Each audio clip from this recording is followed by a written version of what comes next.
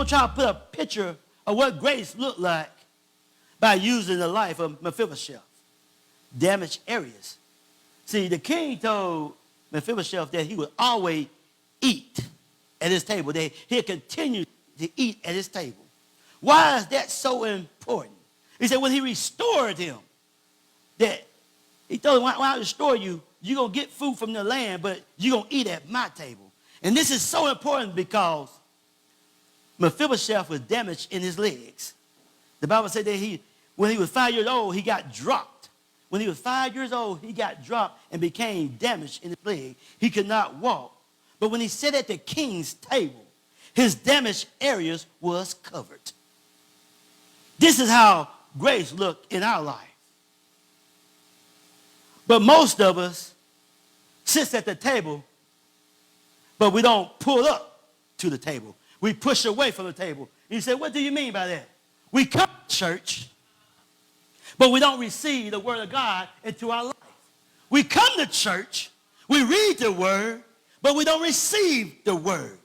We come to the table, we come to the place that is deliverance. We come to a place where there's healing, but we don't pull up to the table. We walk by the table, we stare at the table, we look at the table, but we don't pull up, because if you pull up, then your damaged area will be covered.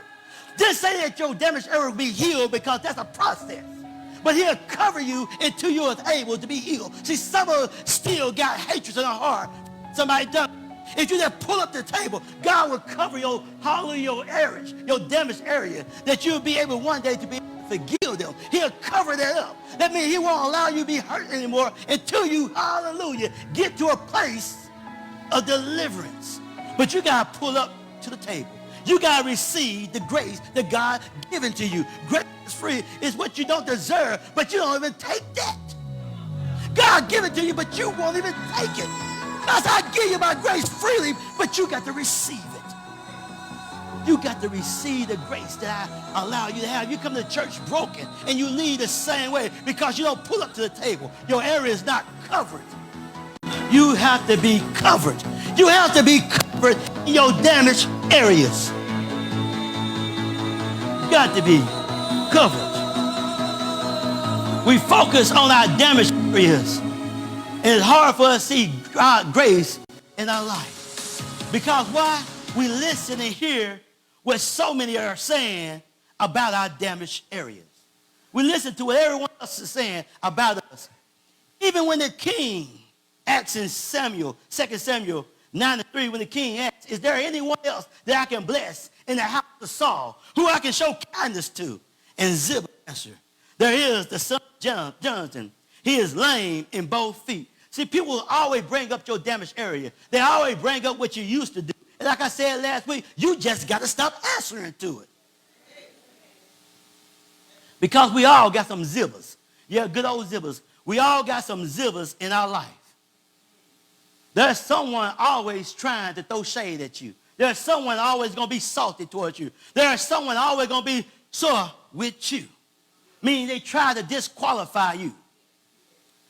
If anyone, they feel important, come to ask questions about you, come to see about you, like the king did about Mephibosheth, they will begin to mention your damaged areas to them before they even say about your name. They tell them what's wrong with you. They tell them everything they feel that is wrong with you. And they'll bring up all the things that you used to do.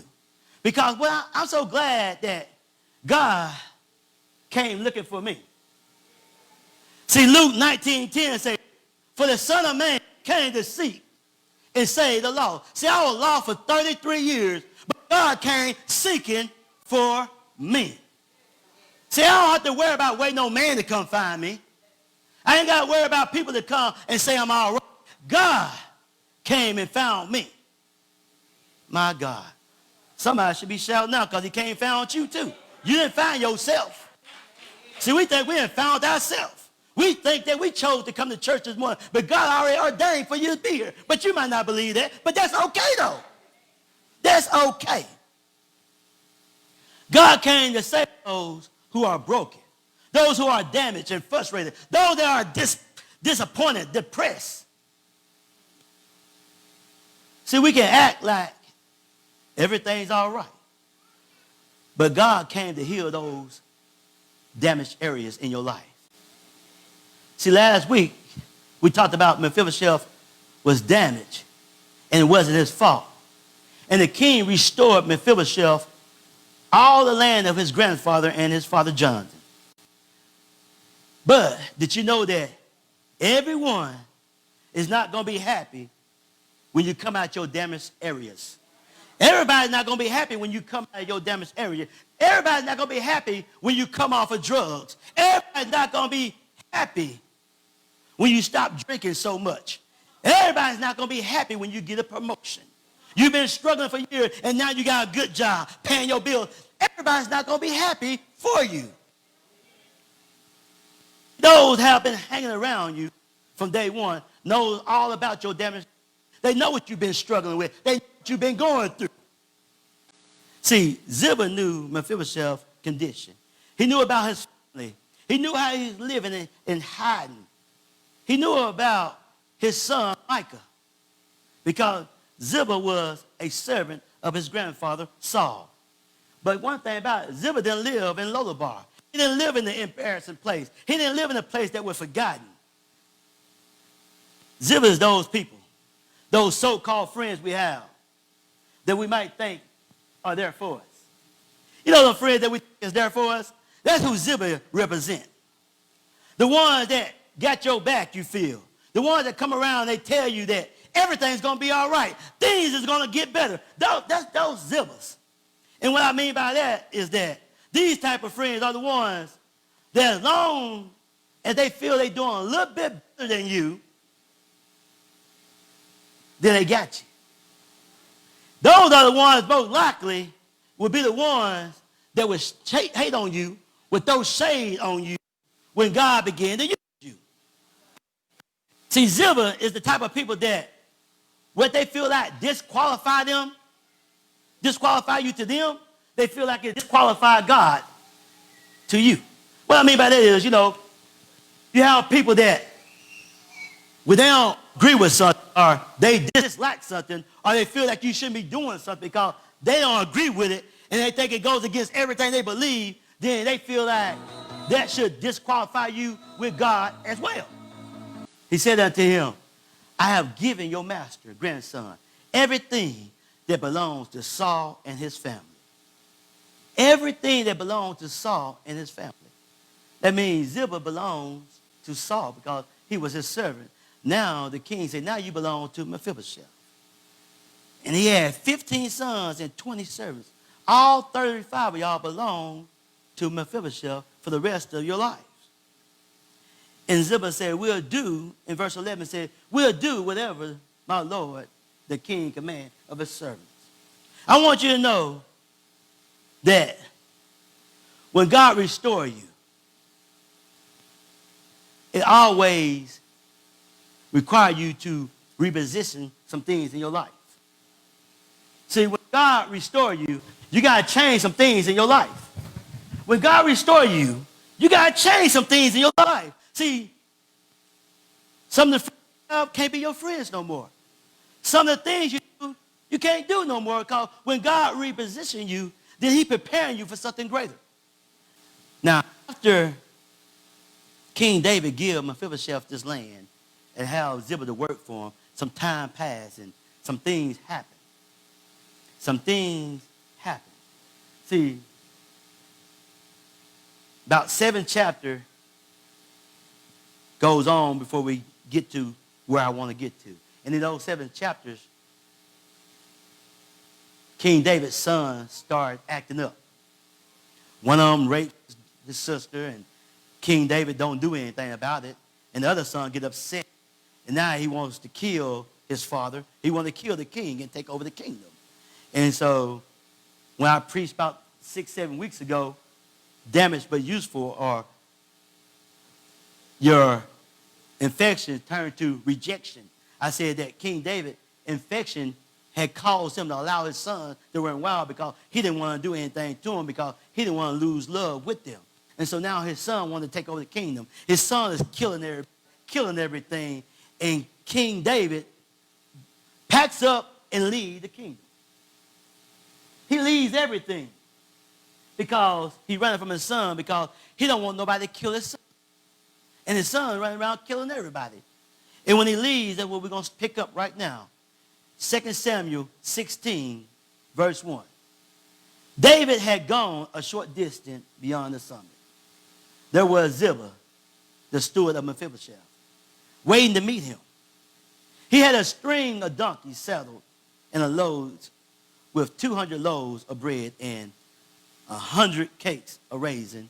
And so what happened was that Ziba gave all this stuff to the king, and the king took it from Ziba and took everything that he gave to Mephibosheth and gave it to Ziba. Now Mephibosheth is damaged all over again. But at this moment, Mephibosheth don't even know he's damaged. Because what happened in that instant, when Mephibosheth heard that the king was leaving, Mephibosheth told his servant, which is Ziba, to go get my donkeys because we get ready to leave the king. If the king is leaving, what he's saying is, if you're somewhere God is at and God leaves, you need to leave. If you're at a church and there's no more spirit no more, you need to leave. If you don't feel the spirit, the Holy Ghost moving where you at, you need to leave. Mephibosheth said, the king is leaving, I'm leaving. But he can't move without Ziba because he's damaged. He can't walk, he can't move, he got to be carried. So he asked Ziba to go get his donkeys so he could go ride with the king to the next place. But Ziba said, you can't go nowhere. And he stabbed him in his back. He went and met the king and took all of Mephibosheth's stuff and said, and presented to the king like it was his, and told the king that Mephibosheth think he's going to be king now that he's leaving. Well, I'm telling you, everybody's not happy. So you got Ziba, though, he was jealous of Mephibosheth. People are going to be jealous about what you do. People are going to manipulate their way into getting what they want. People will lie, cheat, steal, and kill to get what they want. But the thing about it, if somebody get a position that God didn't give them, then they got to keep that position themselves. They got to learn to sustain it. See, when you get a position that God placed you in, you ain't got to worry about it. So you got to be content where you are. See, when God places you somewhere, you got to be content. I'm not saying you got to settle for where you are. You can believe God for more, but you just can't believe God for somebody else's stuff. See, Mephibosheth, as I said, was 5 years old when he got damaged. He was next in line to be king after his father Jonathan. And that one day, he lost his grandfather, he lost his father, he lost the kingdom, he lost his understanding why he wasn't protected. He lost all these things in one day. You can get damaged in church. And you can make a mistake and all of a sudden they take you off of it. And now you're damaged. And now you don't want to be on nothing else because you're mad because they remove you from a position. They are so damaged that when we get angry over a period of time, we get to acting like the Incredible Hulk. We say things, they better not make me mad. Lord, they'll touch me all right. Because they touch me, they do what? I'm going to act a fool. Play the clip. Y'all sound like David Banner. Mr. McGee, don't make me angry. You wouldn't like me when I'm angry.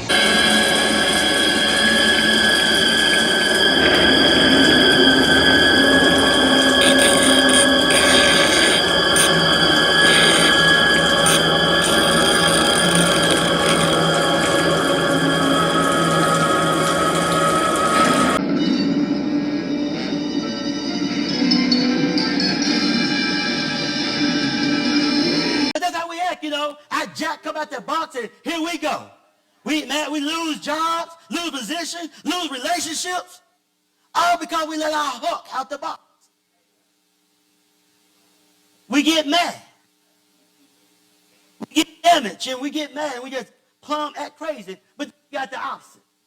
You got those that get damaged and they act like hermit crabs. They get quiet. They don't come out the house. They don't say nobody. I just don't feel like talking. I don't want to say anything. Ain't nothing wrong. I just don't want to talk. I just need some time. I ain't going to church today. Ain't nothing wrong with me. I just don't feel like going. Just looking.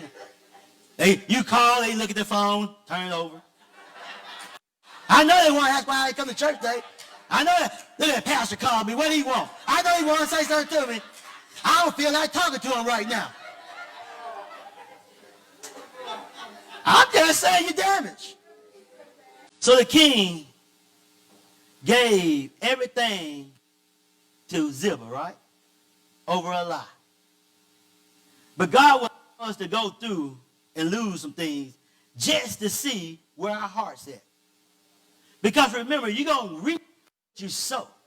So you can't worry about what somebody else done to you, what somebody else got of yours, because you're going to reap what you sow. So if you retaliate on what they done, then you got to reap that yourself. All that then passed, and all of a sudden, Joab go talk to David and let David know, King David know that his son Absalom is dead. Because Absalom was trying to kill everybody up and everything. And Joab said, David, you love those who hate you. And you hate those who love you. He said, David, you treat those who love you the worst and those who hate you the best. He said, what if Absalom had lived and everybody else would have died? I see you would have been pleased. Because David let his infection turn crazy. His rejection turned to an infection. He just let it just overpower him. And so now we're at the end where I hope I can help someone. 2 Samuel 19. We're going to start at verse 17. So y'all know that Ziba got everything from a lie, right? He took the donkeys, the cakes, and the bread and the wine and said that he presented to the king. And Mephibosheth stayed in the kingdom because he wanted to be king, and he lied. So now, after Absalom then died, they're going back to the kingdom. They're going to set things in order. They're trying to get things right. And everybody's coming to meet the king. 2 Samuel 19:17 say, and now, I can imagine when Ziba was talking to the king, he reminded me of a Scar on Lion King, just lying about Mufasa and Simba. Play it. Mufasa's death is a terrible tragedy. But to lose Simba, who had barely begun to live, for me, it is a deep, personal loss. So it is with a heavy heart that I assume the throne. Yet out of the ashes of this tragedy, we shall rise to... Ziba, when he first talked to the king, he just lied and saying what Mephibosheth was about to do. But then, you know, because he think Mephibosheth that got killed by Absalom, he don't know. And all of a sudden, dropped down to verse 24, and it said, Mephibosheth, Saul's grandson, also went down to meet the king. And he had not taken care of his feet or trimmed his mustache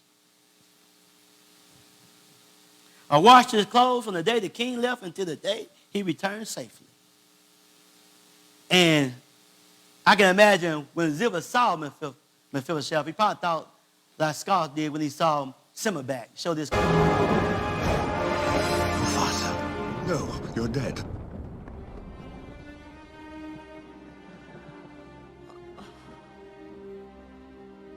Mufasa. No, it's me. Simba, you're alive? How can that be? It doesn't matter. I'm home. Simba? Simba! I'm a little surprised to see you. Alive. Give me one good reason why I shouldn't rip you apart. Oh, Simba, you must understand. The pressures of ruling a kingdom Are no longer yours. Step down, Scar. Oh, okay, well, I would, naturally. However, there is one little problem. Oh, no, Ziba probably felt when he meet the king and he think everything all right, all of a sudden, here come Mephibosheth. He's like, how he get here? He can't walk. Who brought him? And he probably try to butter up to him. Mephibosheth, what's going on, man? But a lot of times, once you've been damaged, you try your best to do what we call damage control. Now, men, I know y'all going to be upset with me when I say this, but, I'm sorry. We do damage control, I do it. I don't know if y'all do it, I'm watching TV, maybe watching the game, I'm doing something, and then your wife come in, and she might be showing you something or asking you something, putting on a dress or whatever, and you're like, how does it look? What's it look like? You're like, it's all right, because you really ain't paying too much attention because you was already focused on something else. And she say, look all right. Then now, all men got what you call damage control. Automatic, we go something like, yeah, man, that make you look right. I'm talking about all right. Not just, I don't mean just all right. We got that, we fix it up. We come back with something real quick. Now, then we straighten up. We really pay attention. And then we ask questions, you got anything else you want to try on? Now we attentive, right? Because we know about damage control. But when it comes to actual damage control for our life, we fail in that. Because we're so busy looking at what else someone else got. We're looking at the other side. We're looking at why did they damage us? And what they gain from damaging us. When we're supposed to do the same thing and saying, all right, God, damaged. So what's the next step? What is this damaged area in my life going to accomplish? How is this going to complete me for the task you have in me to be? See, every time you get damaged, God already knew he was going to get damaged, but he allowed us to get damaged sometimes, just check our heart to see where we are. And so when Mephibosheth get damaged again, it says that the king gave all the land to Ziba, right? Now, Ziba didn't lie, correct? He got the land through a lie. And through our mind, it just don't seem right. That's why the Bible says, lean not to your own understanding. You can't understand what God's doing because your thoughts is not his and your ways is not his. So when they get there, the first thing, go to verse 25. First thing the king asks is, and it came to pass when he was come to join to meet the king, that the king said unto him, where winnest thou not with me, Mephibosheth? He said, why you didn't go with me? The king upset. Why you didn't go with me when I was running for my life? Where was you at? And then he gets to explain. He said, my servant went and lied to you. He said, O king, my servant deceived me. For thy servant I will sell me an ass that I may ride upon and go to the king because thy servant is lame. Next verse. Verse 27. And he said, he slandered thy servant unto my lord the king. But my lord the king is an angel of God. Do therefore what thou will in my eyes. He said, he slandered my name. He lied to you. He lied on me about this. I was waiting to go with you, but he never came back. He took that hand and presented it like it was his to you. He said, but you're an angel of God. No, you're going to do right. Whatever you do, I accept. And then I'm not going to go to the next verse. I'm not going to read it out. But he said, you done great things for me. Nobody in my grandfather's house deserved to live because we know it's over. He kills everybody that's connected. He's supposed to kill Ziba. Anybody that was connected to the old king supposed to die. He said, everybody in my family supposed to be dead. But you showed grace for me. So whatever you do from this point on, I accept it. And so the king say no more. He said, you and Ziba divide the land. And now Mephibosheth could be like, now this was my land. I told you the man lied on me. And now you want me to divide my land with the person that lied to get it in the first place? But remember, it's not about them. It's about you. How do you handle when you get damaged? How do you handle the person that damaged God? He's not looking at the person who damaged you because they got what? Reap what they sow. They already lined up for that. They already going to pay for what they done. And so what you're trying to do is make them pay for it in your eyes, the way you want them to pay for it. And you cannot do that. It's not up to you to make them reap But it's up to the master. It's up to God to make them reap. So he was ready to divide the land. But Mephibosheth's heart was right. He said, King, give it all to him. Now that my Lord is back, go on down a little bit more. Next verse. Say, now that my Lord is back, I'm happy. He said, I was damaged, but now I got Jesus. Now I got the king. My God is back. My king is back in good standing. My king is safe. Long as my king is safe, I don't need no land. I don't need nothing. See, you might be sick, but as long as you got King Jesus, you all right. You might have lost your job, but as long as you got Jesus, you all right. Mephibosheth said, I don't need nothing else. But what Ziba didn't realize that he lost the relationship with the king. See, somebody might get your position. They might get what you had, but they will lose the relationship with God. They had to reap what they sow. See, we thinking about the tangible thing, the material thing, but we got to think about the spiritual thing. So you can lose all this, but as long as you don't lose your relationship with God, you're going to be all right. You're going to be okay. It's going to be all right. See, Ziba, he got the land. That's all the land, and that is all that he got. You remember, the king told him, the rest of your life, you got to work for Mephibosheth. And now you got the land, and that's all you got. Because Mephibosheth is going back to the kingdom, and I know Mephibosheth ain't going to allow Ziba to come back. So all he got is that land. And think about it. He can till it, but he ain't going to be able to sell nothing because everybody going to know what he done to Mephibosheth. And the king favor is not with him. So don't worry about losing some things. Don't worry about when you get damaged. No, God is right there for you. God is right there for you. No matter how you're feeling right now, you might got some pains in your back. You might got some pains in your leg. But as long as you got Jesus, you're going to be all right. Yeah, this COVID going around, and you might even have got sick, or you might be sick right now. But as long as you got Jesus, you're going to be all right. You're going to be all right. I'm damaged, but I got Jesus. I lost everything, but I got Jesus.